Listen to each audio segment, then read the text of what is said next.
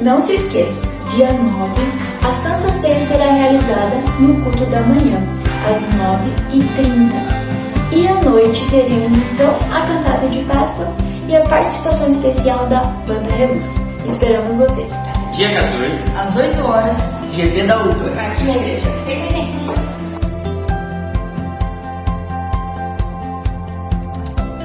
Com as ofertas e contribuições dos irmãos, a campanha de distribuição de cestas básicas tem abençoado famílias e lares todos os meses. Atualmente, contamos com a contribuição na entrega de alimentos e nas ofertas. Agora, você também pode ser um contribuinte mensal e todo mês ofertar um valor fixo conforme sua disponibilidade e desejo. Basta acionar um diácono da igreja e informar que deseja ser um contribuinte mensal. Todas as informações serão passadas a você. A sua contribuição tem sido uma bênção. A partir das 20 horas, nós teremos aqui uma reunião de oração. Você é o nosso convidado especial.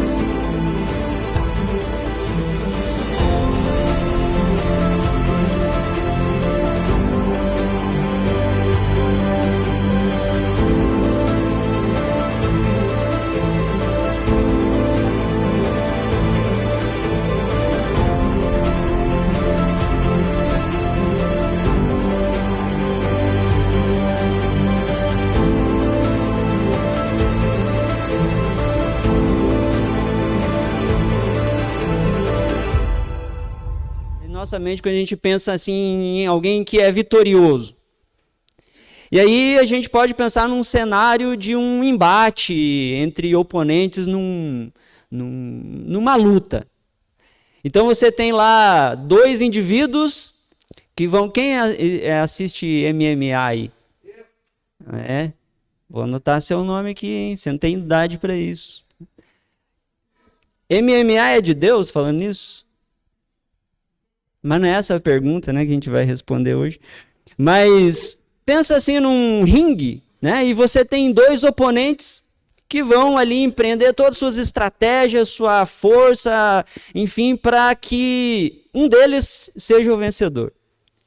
E aí vamos imaginar assim, existe essa batalha, ou dois gladiadores, enfim, pensa aí no estilo de luta que você mais gosta, né?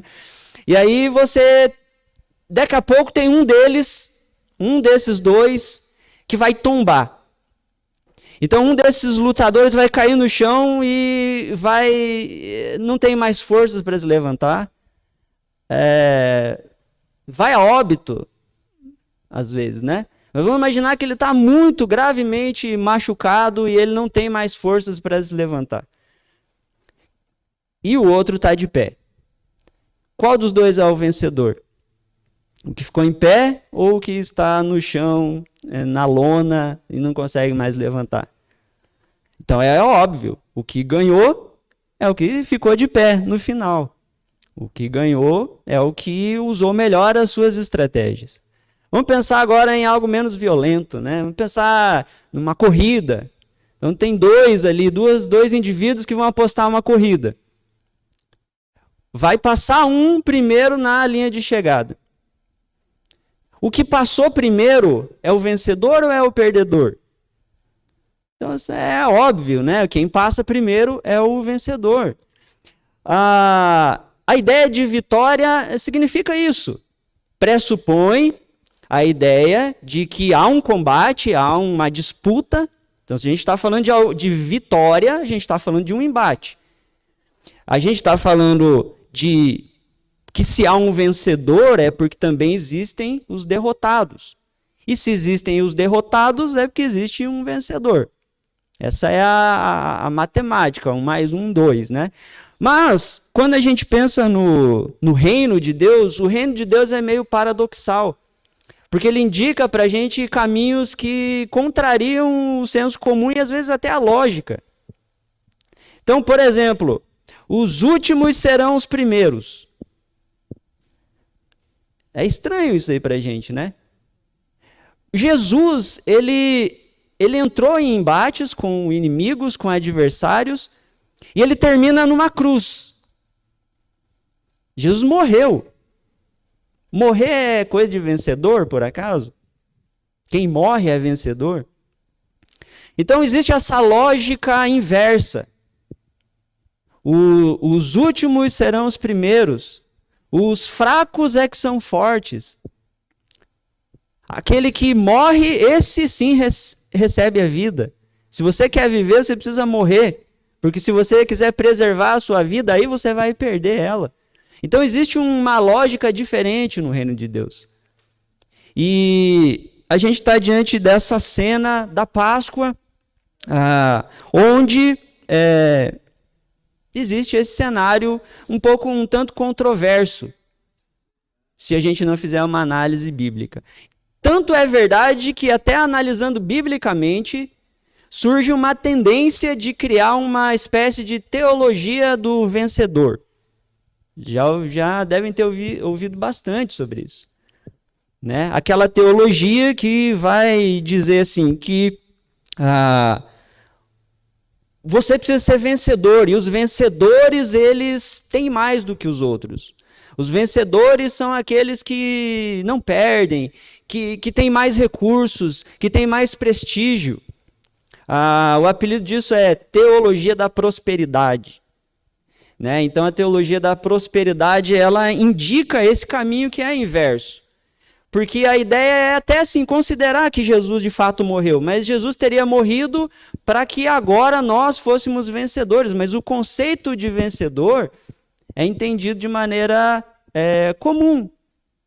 Então assim, quem é o vencedor? É aquele que chega nos mais altos postos, é aquele que conquista mais, é aquele que é melhor do que os outros em algum sentido. Lembre-se, para ter vencedor precisa ter perdedores. E às vezes pouco importa os meios com que isso acontece, não é verdade? A ideia é que você esteja, sabe você é cabeça e não cauda, né? Deus é o dono do ouro e da prata, então ele não tem filhos pobres. E se fosse considerar isso aí, quantos filhos de Deus teremos aqui, né? Essa noite. Contando comigo, né? Seria um pouco difícil ser filho de Deus, né? Baseado nesses critérios. Mas existe uma teologia que indica esse caminho. Então, assim, foca nisso. Porque a hora que você obter sucesso, se você não tiver doença, porque doenças são coisas que enfraquecem você, e se você é fraco, você vai perder. Você precisa ser o melhor, Então, esse tipo de incentivo, não é que seja errado que nós sejamos bons profissionais, que a gente atinja postos altos, mas isso não tem nada a ver com a proposta de ser vitorioso que a Bíblia fala. É possível nós sermos vitoriosos andando de ônibus,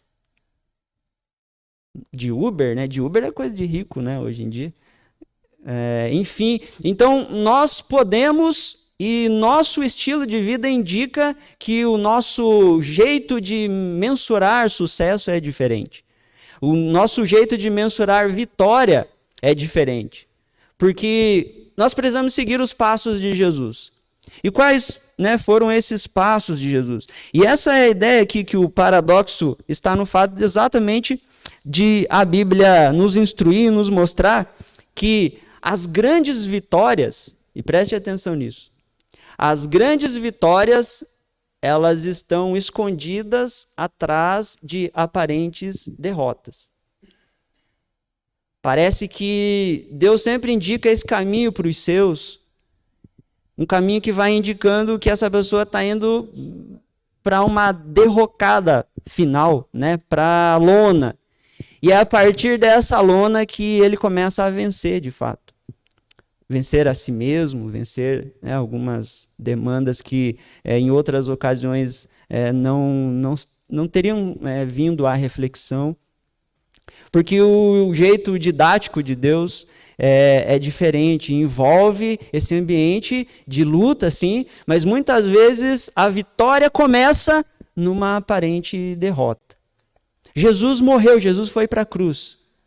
Sabe o que os adversários, os inimigos de Jesus estão fazendo? Comemorando. Jesus morreu, o nosso inimigo, o nosso oponente, aquele que apontava o nosso pecado, aquela pessoa que a sua presença incomodava a gente, aquele homem que trazia ensinos que confrontavam o nosso coração. Esse homem não está mais entre nós e agora a gente pode viver a nossa vida de vitória, de sucesso, em paz, sem ninguém apontando e cutucando a nossa consciência. É por isso que o plano para matar Jesus envolveu tantas coisas, né? Se você está participando da escola bíblica, você está vendo esse cenário. A tramóia que foi todo esse processo, né, de conduzir Jesus até a cruz, processos errados, corruptos, pessoas mentindo, pessoas traindo Jesus, todo esse processo para levar à crucificação um homem que não tinha crime algum. E a consequência dessas acusações é que Jesus, então, vai morrer. Mas, assim, pensando, inclusive, né, para fechar esse ponto, né, da teologia da prosperidade, se a gente fosse observar, né, levar em consideração esse critério que é utilizado para dizer que, segundo a teologia da prosperidade, definir alguém vitorioso, Jesus, ele seria o maior exemplo de fracasso. Jesus seria o maior exemplo de fracasso, uma vez que ele, no senso comum, foi derrotado, né, pelos seus inimigos.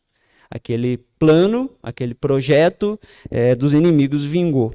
Mas a pergunta que a gente fez é a que a gente precisa responder. Afinal, quem foi o inimigo que Jesus venceu? Porque é óbvio que Jesus teve inúmeros inimigos. Mas será que os inimigos que Jesus precisava vencer eram os religiosos legalistas? Aqueles que, em detrimento da lei, rejeitavam Jesus? E será que ele veio então e esses eram os inimigos que Jesus precisava enfrentar e vencer? Será que eram os religiosos corruptos que conspiraram para que Jesus fosse morto? Será que era esses que ele veio combater? Esses eram os inimigos de Jesus? Será que os inimigos de Jesus eram as multidões de incrédulos que se aproveitavam dos benefícios de seguir Jesus? A gente viu por vezes nas Escrituras, né, pessoas, multidões que caminhavam e andavam atrás de Jesus, não porque queriam se submeter ao seu senhorio, não porque queriam seguir Jesus ou porque acreditavam que Jesus era de fato o Messias, mas porque Jesus dava pão, porque Jesus curava, porque Jesus resolvia alguns tipos de mazela. E esses aproveitadores andavam atrás de Jesus. Andavam bastante, inclusive, seguiam bastante Jesus. Mas será que esses eram os inimigos de Jesus? Será que os inimigos de Jesus eram os romanos, então? Já que os romanos ocuparam, né, o território da Judéia e cobravam impostos, né, se assenhoraram desse espaço que é sagrado, né, esse espaço do povo de Deus. Os romanos que estabeleceram um senhor para si e que, para além de herdarem, né, toda aquela cultura grega de politeísmo, né, de muitos deuses, um desses deuses, inclusive, era o próprio César, né, que não era apenas um protetor ali do império, mas ele era considerado dois termos que usavam para se referir a César, era Kyrios, que é um termo para falar de Jesus na Bíblia, Senhor, e Soter, que é Salvador. Quando vocês assistem filmes assim do Império Romano, você vai ver que é bem comum a expressão César é o salvador de Roma. Exatamente porque essa era a ideia. César era mais do que apenas um ser humano, ele era uma espécie de divindade, que por meio dele o Império Romano era protegido, mas também governado, no sentido de que ele era uma divindade. E era por isso que acusaram Jesus, né, de conspirar contra César. Exatamente porque isso seria algo grave, um crime grave da parte de Jesus. Então, os romanos eram os inimigos que Jesus precisava vencer? Não. Vamos falar agora, né, o inimigo de Jesus. O principal inimigo de Jesus é Satanás, né? Foi ele que Jesus veio derrotar, né? Foi ele que Jesus veio vencer. Satanás é o arqui-inimigo de Deus, né? E é bem verdade que muitas pessoas, inclusive, dão assim crédito e poder a Satanás bem além do que ele possui. Mas será que Jesus veio? Será que Jesus teve que deixar a sua glória, se tornar um ser humano para vencer Satanás? Será que ele precisava vir aqui para vencer romanos, para vencer multidões de incrédulos, para vencer religiosos corruptos, religiosos legalistas? Apesar de que todos estes, de fato, representavam oposição a Jesus e, de certa forma, poderiam ser considerados, sim, inimigos de Jesus, mas eles não são a razão de Jesus Cristo ter vindo e morrido e ressuscitado ao terceiro dia. Ele poderia ter resolvido e vencido esses inimigos de outras formas. Mas qual inimigo Jesus, quem era o adversário de Jesus nesse ambiente da Páscoa, onde ele vai ser morto, sepultado e ao terceiro dia vai ressuscitar? Quem ele estava enfrentando, quem ele precisava vencer? E vamos pensar assim num inimigo principal, já que Satanás, a gente sabe que está derrotado desde que a história, né, começa. Satanás já foi vencido. Ele é um ser espiritual que sim tem influência, sim age no mundo, mas ele age debaixo de uma limitação do Senhor. Ele não é quem as pessoas às vezes acham que é às vezes mais poderoso que o próprio Deus, né? Mas vamos pensar assim, sabe quem é o principal inimigo de Deus? Para ficar mais fácil de responder, imagina que eu estou colocando um espelho assim na tua frente. Agora responde, quem é o inimigo de Deus? E a Bíblia fala isso, a Bíblia fala que por natureza nós somos inimigos de Deus. Por natureza, nós somos filhos da ira, porque nós desobedecemos a Deus. Nós rompemos a nossa relação com Deus. Sabe qual era a forma fácil de Deus resolver esse problema? Se era só ele destruir, aniquilar a gente de uma vez por todas. Sabe, sem aquela ideia, puxa, acho que não deu muito certo esse projeto da humanidade, vamos fazer o seguinte, vamos aniquilar eles. E acabou o problema. Só que o problema é que nós, sendo inimigos de Deus, isso é verdade, o plano de Deus foi outro. Foi, na verdade, enfrentar as consequências da nossa desobediência. E aí sim, você pode ver lá no 1 Coríntios 15, que está aberto, leia o versículo 26 comigo. O versículo 26 diz assim: o último inimigo a ser destruído é a morte. É isso que está escrito aí? 1 Coríntios 15, 26. O último inimigo a ser destruído é a morte.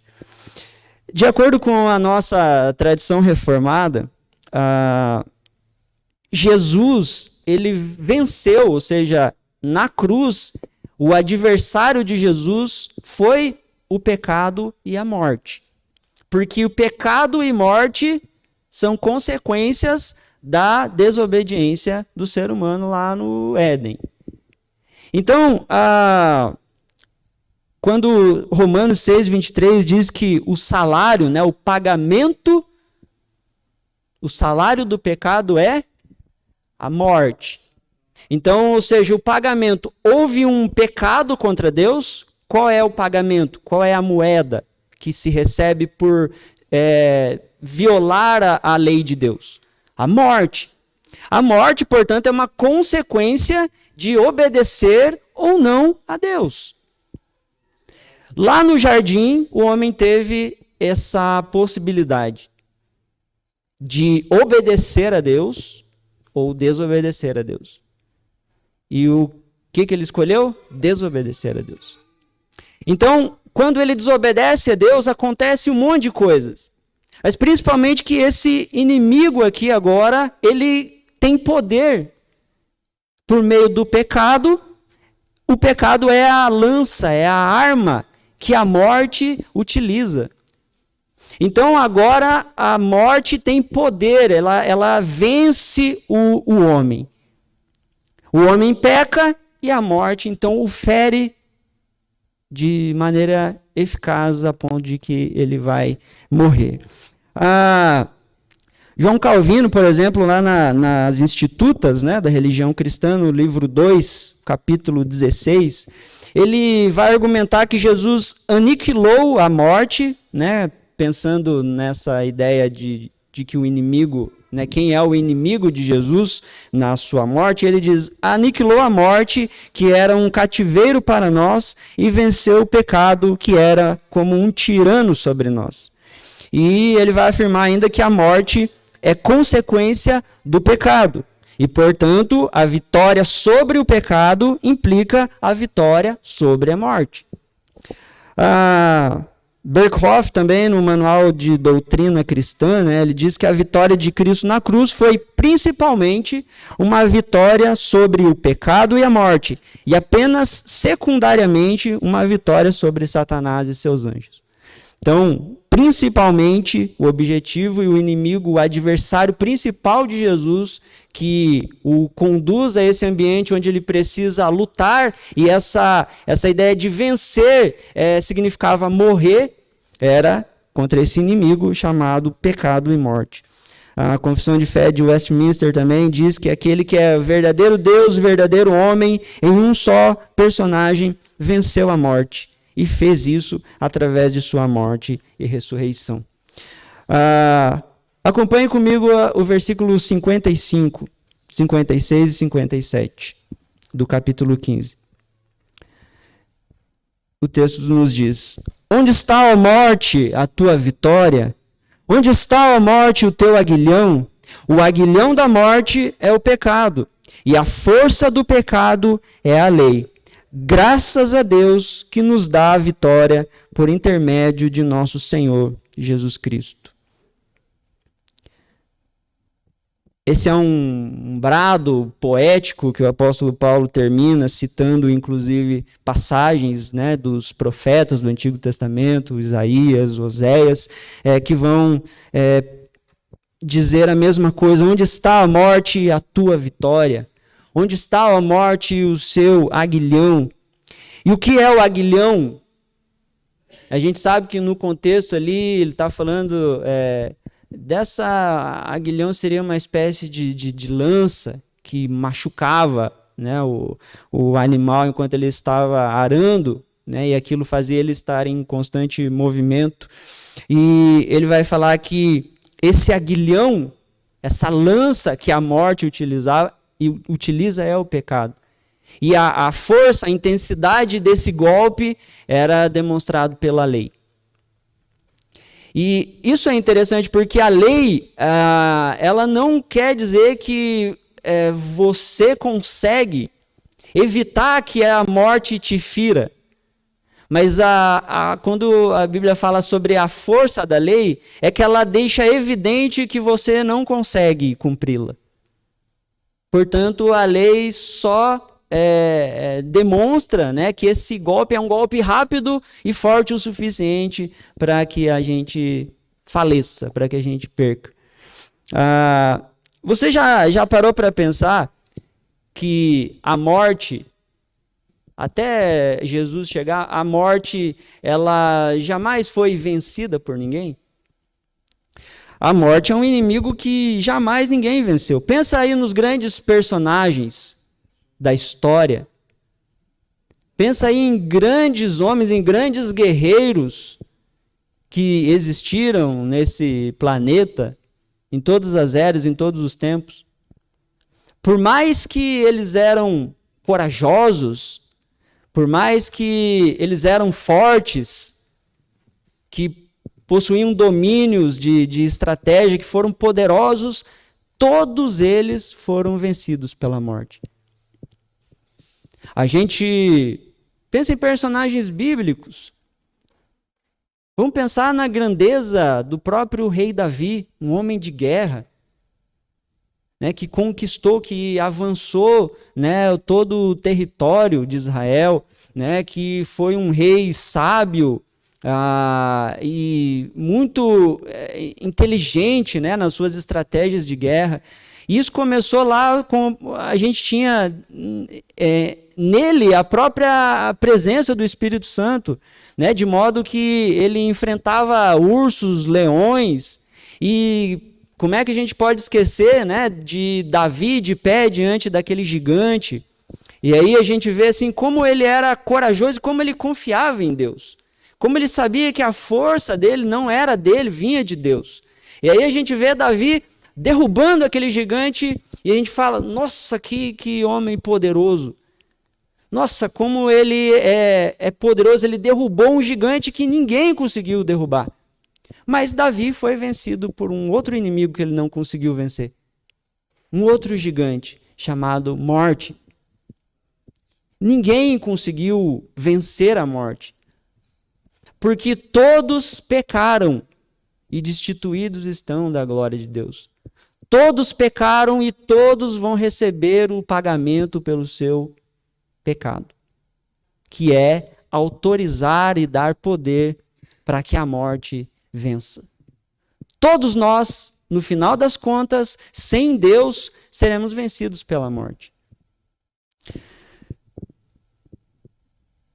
Agora, o que torna a morte um inimigo tão poderoso e importante a ponto de Cristo vir ao mundo, então, para poder enfrentá-lo pessoalmente?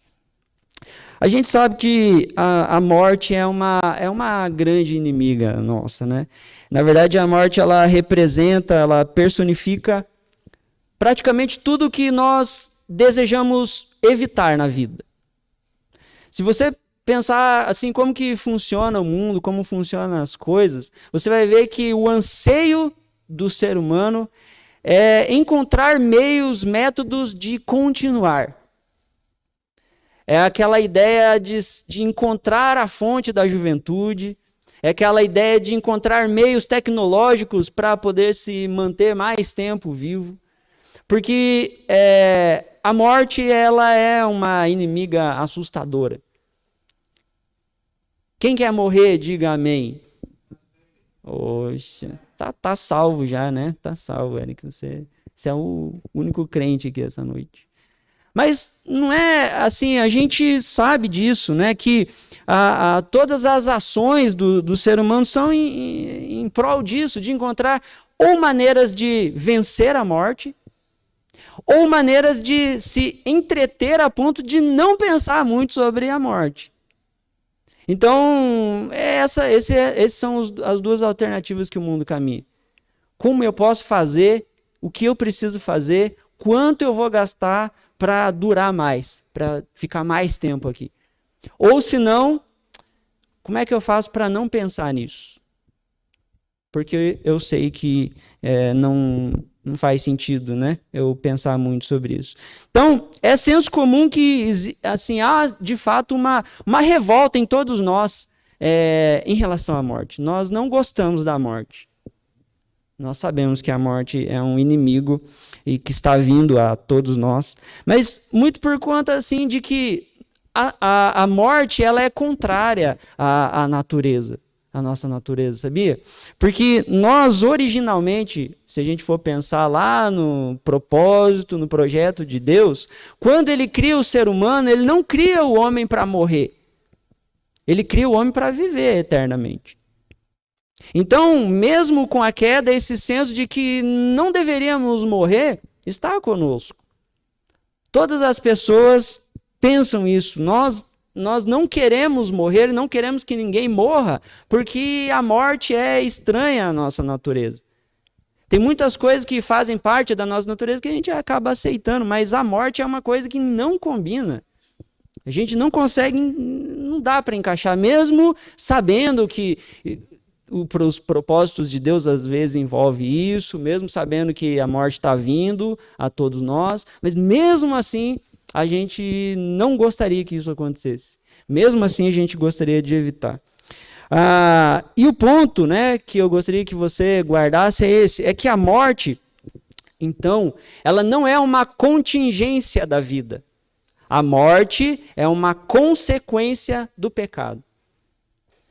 Se não houvesse pecado, não haveria morte, porque é o pecado que autoriza a morte. Então, a morte é um inimigo perigoso por quê? Em primeiro lugar, porque a morte ela expõe a nossa impotência e finitude. Isso é difícil de pensar. Por que a morte é um inimigo tão poderoso? Porque a morte expõe a nossa impotência e ela expõe a nossa finitude. A morte é uma constatação da nossa limitação, da nossa impotência. Na verdade, assim, nossos recursos, sejam eles quais forem, são insuficientes, né, para reverter esse processo de morte. A morte está vindo até nós, e o que nós podemos fazer a respeito disso? E o nome disso é impotência. Não há o que fazer, você não tem como evitar isso. Se a morte chegar a você, você vai perder para ela. Não importa quem a gente é, não importa o que a gente tem, não importa a posição que a gente ocupa, não importa onde a gente mora, o que a gente conquistou, nós somos finitos.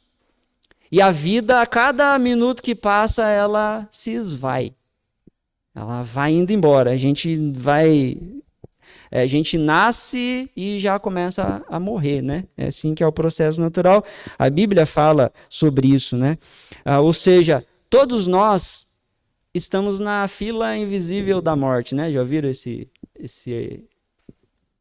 essa frase, né? A gente está numa fila invisível da morte. Ninguém sabe quem está na vez, né? E tomara que não seja eu. Mas existe essa fila. E essa fila anda, né? Essa fila anda e rápido, né? Inclusive. E aí, a gente pensa assim, nós estamos aqui, né? A morte, ela não obedece regras, então não tem como a gente ser mais inteligente que a morte. Até tentaram fazer filmes, né? De pessoas que enganam a morte, viram?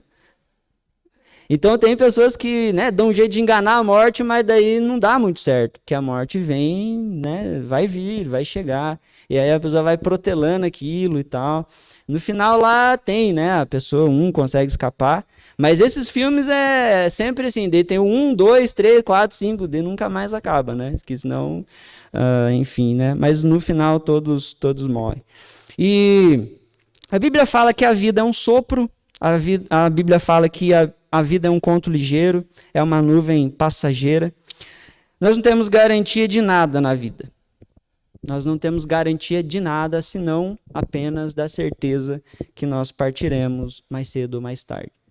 Então, a morte é poderosa por isso, porque ela vai expor a nossa impotência e a nossa finitude. Nossa vida começa e ela termina. A morte, por assim dizer, nos vencerá.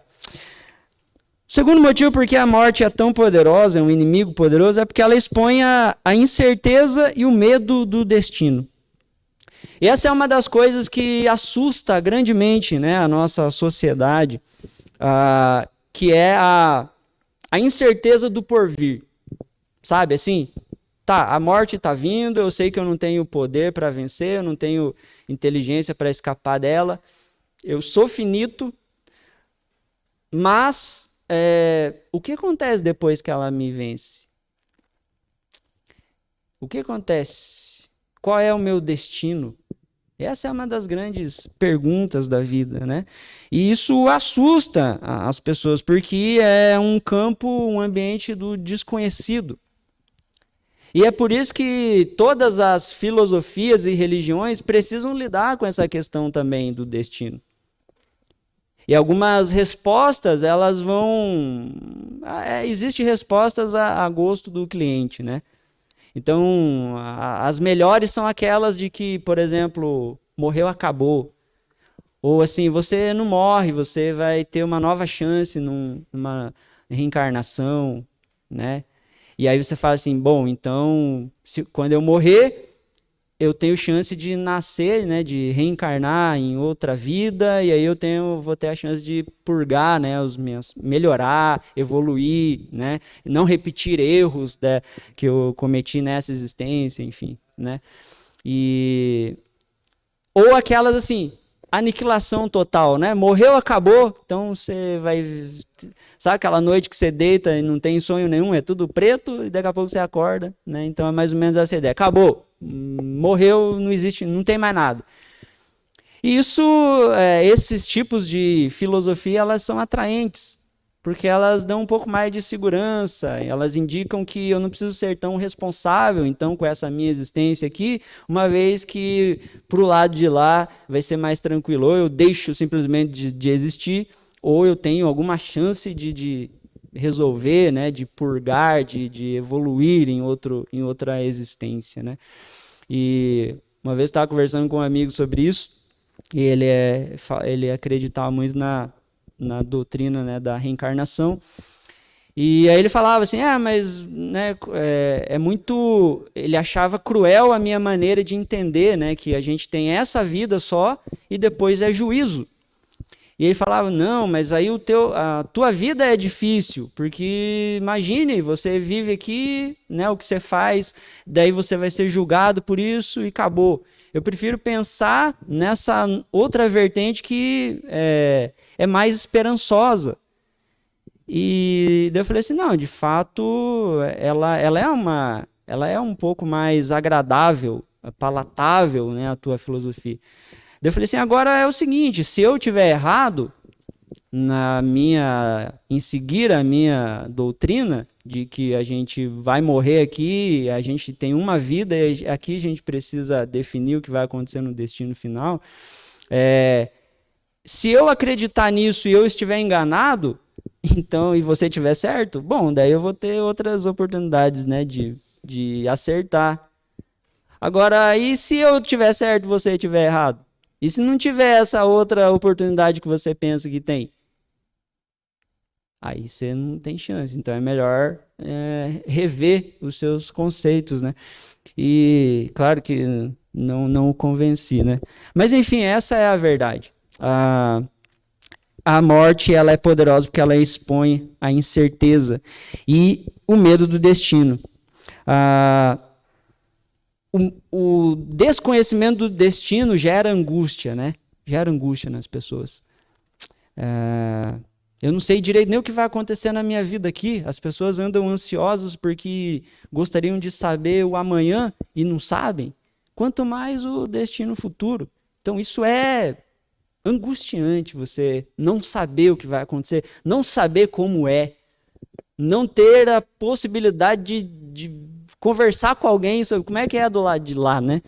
E então isso mostra o poder da morte. E um terceiro ponto é que esse inimigo chamado morte, ele é um inimigo poderoso, invencível, porque a morte expõe a realidade da separação. E assim, essa sem dúvida talvez seja a parte mais forte e que causa mais dor da morte. porque a morte ela gera separação. É indescritível, eu não sei, né? Talvez todos aqui talvez tenham tido, né, a experiência de perder alguém, de ser separado de alguém que você amava muito, né? Alguém muito querido para você. A morte faz isso, porque ela leva nossos entes e ela deixa a gente para o lado de cá.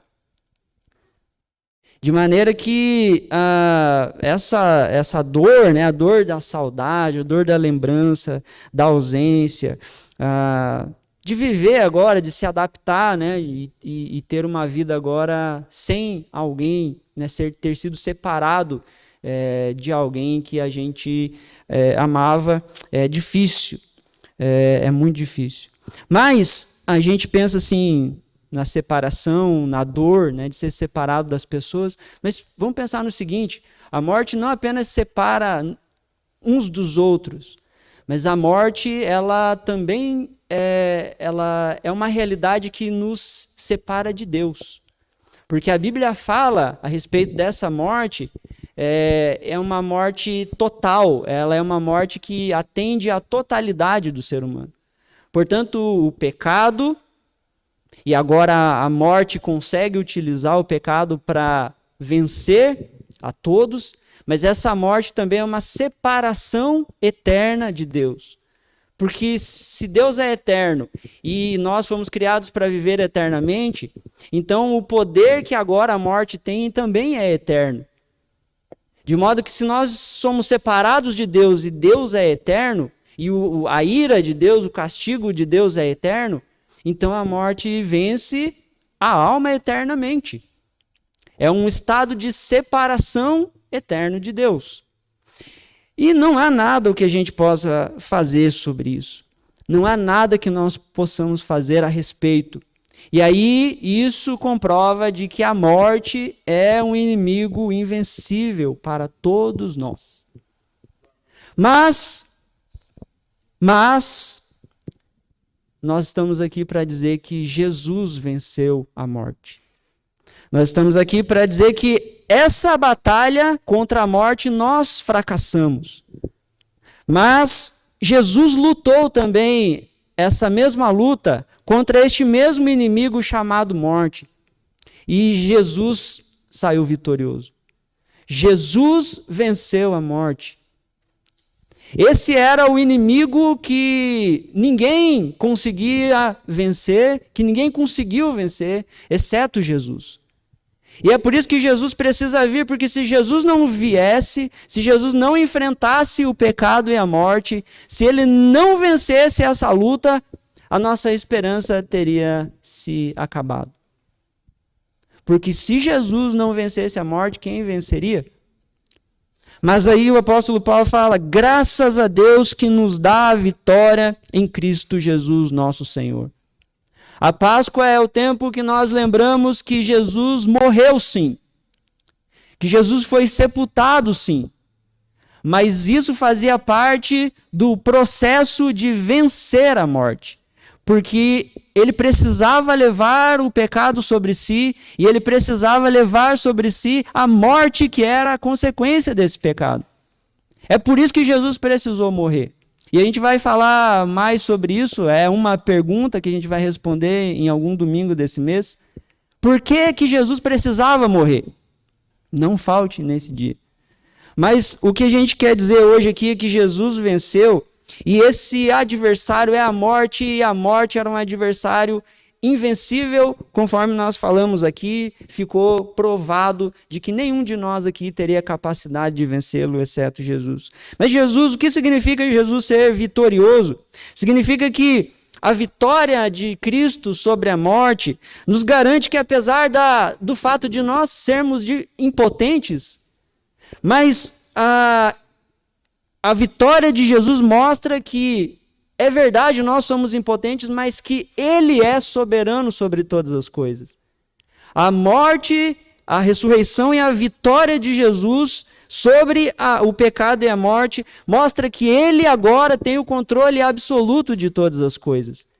Quem dá a última palavra não é a morte mais.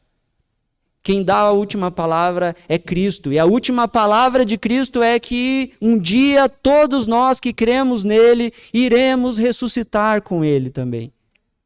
A morte perde, assim, a sua eficácia, o seu poder. A vitória de Cristo também nos garante que, apesar das nossas frequentes incertezas sobre a vida, mas a morte e a vitória de Jesus indica que Deus tem certeza dos seus planos. É verdade que nós temos incerteza sobre as coisas, nós temos dúvidas, mas a vitória de Cristo mostra que Deus tem certeza sobre o destino de todas as coisas. Se você tem dúvidas, não se preocupe, Deus não tem dúvida nenhuma. Se você está incerto sobre o futuro, não se preocupe, Deus tem certeza de todas as coisas, porque Jesus venceu a morte. E todas as incertezas que nós tínhamos agora viraram certezas na fé em Jesus, porque Ele conquistou isso. O destino está nas mãos do Senhor e o destino já está certo para nós. Sabe qual é o destino de todos aqueles que creem? O destino é que o Senhor está preparando moradas para todos aqueles que creem. Essa é a certeza que nós precisamos ter. E pela fé nós podemos contemplar isso, nós podemos ter esperança. Pela fé nós podemos crer sim no amanhã, porque Ele vive. E Ele vive porque Ele venceu a morte. A vitória de Cristo também nos garante que, apesar da dor da separação, haverá a possibilidade de reencontro. É verdade que a morte nos separou uns dos outros, mas todos aqueles que partiram na fé em Jesus, um dia haverá um reencontro. Um dia haverá a possibilidade de estarmos juntos com o Senhor. Mas mais do que isso, a separação que a morte, que o pecado geraram e entre nós e Deus também foi resolvida. Agora, por causa da vitória de Cristo, há um reencontro com Deus. Há a possibilidade de estarmos conectados novamente com o Senhor. Nós não estamos mais eternamente agora separados. Sabe por quê? Porque Jesus venceu a morte.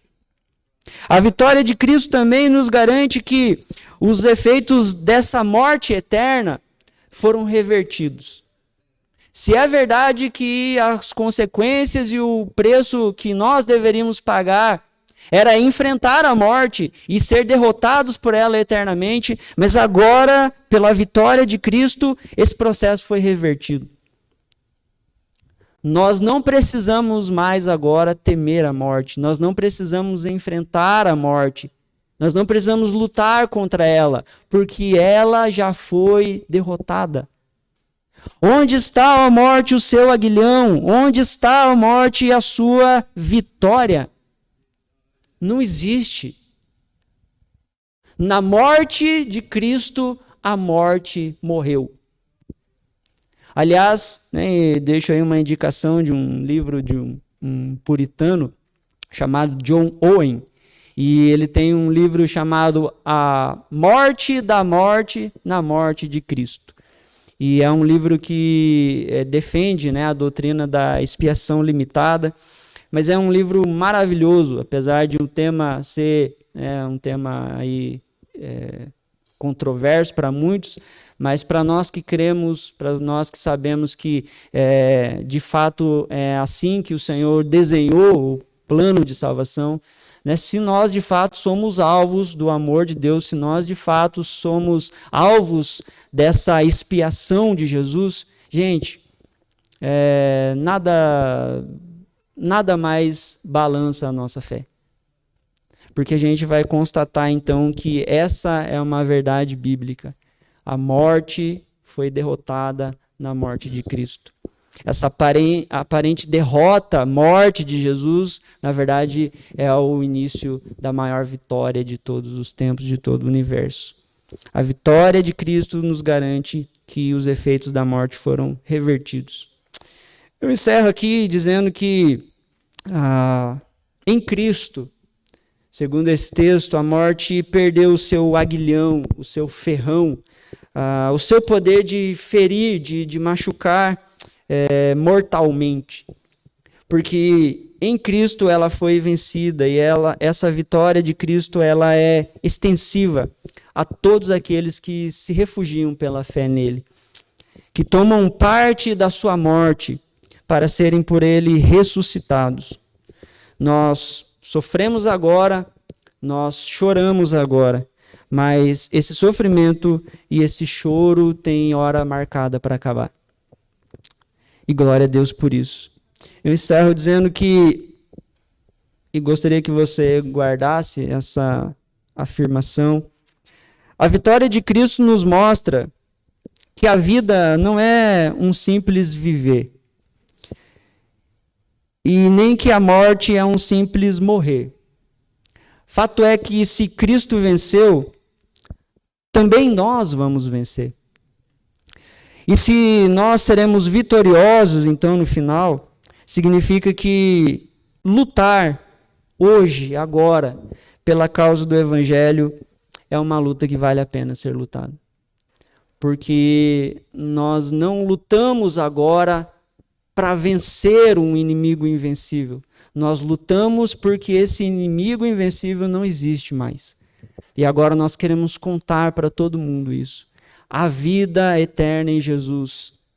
Há como escapar da morte, há como vencer a morte, mas somente quando pela fé nós recebemos e entramos neste processo de mortificação em Cristo. Se morrermos por Ele, de fato nós também por Ele viveremos.